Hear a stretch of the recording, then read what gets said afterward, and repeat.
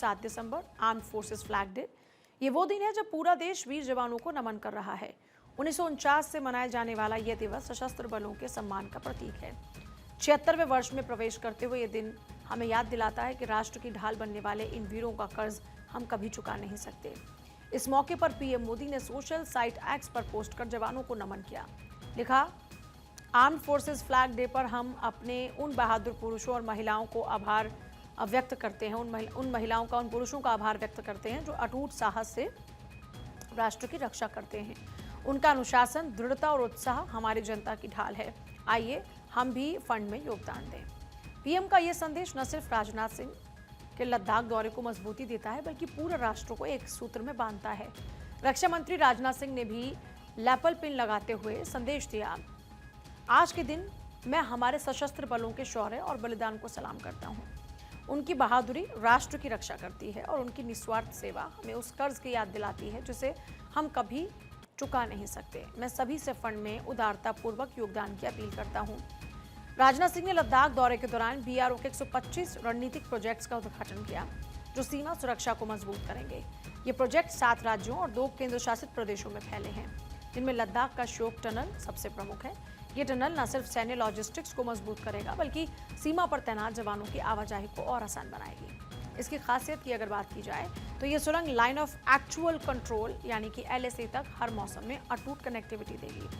लद्दाख में 12,000 फीट की ऊंचाई पर है ये, जहां ऑक्सीजन कम है लेकिन इरादे बुलंद। वहां भारत ने इंजीनियरिंग का एक नया इतिहास रचा।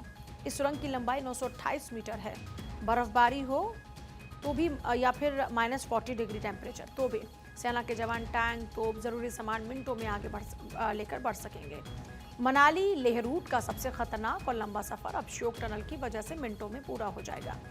आधुनिक तकनीक से लैस यह टनल SCADA सिस्टम से ऑटोमेटिक वेंटिलेशन, हाईटेक अग्निशमन सिस्टम और हाई स्पीड कम्युनिकेशन नेटवर्क से सुसज्जित है।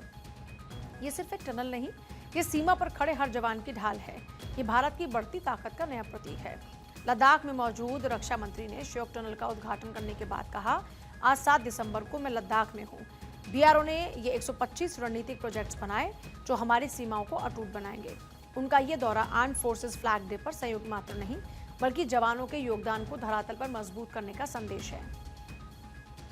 यानी 125 इंफ्रास्ट्रक्चर प्रोजेक्ट का उद्घाटन एक साथ आज तक कभी नहीं हुआ है, तो यह अपने आप में बीआरओ के लिए और हम सबके लिए मैं मानता हूं एक मेजर अचीवमेंट है।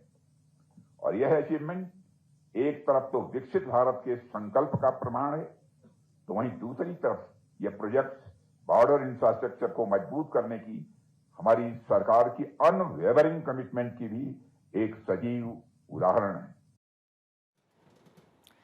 देश की राजधानी दिल्ली से लेकर कई राज्यों में आर्म्ड फोर्सेस फ्लैग डे का उत्साह नजर आया। सैनिक बोर्ड के मुख्य आयोजन में दिल्ली सरकार ने पहली बार चारों सेनाओं के चीफ को सम्मानित किया, तो दूसरी ओर उत्तर प्रदेश के मुख्यमंत्री योगी आदित्यनाथ ने भी सैनिक कल्याण विभाग की स्मारिका जारी की और शहीद परिवारों के पुनर्वास पर बल दिया। मध्य प्रदेश के मुख्यमंत्री मोहन यादव ने 11,000 रुपए तक का चेक दिया। आखिर आर्म्ड फोर्सेस फ्लैग डे के इतिहास के बारे में आपको पता है क्या? और अगर नहीं पता तो आपको जानना जरूरी है, तो आइए बताते हैं।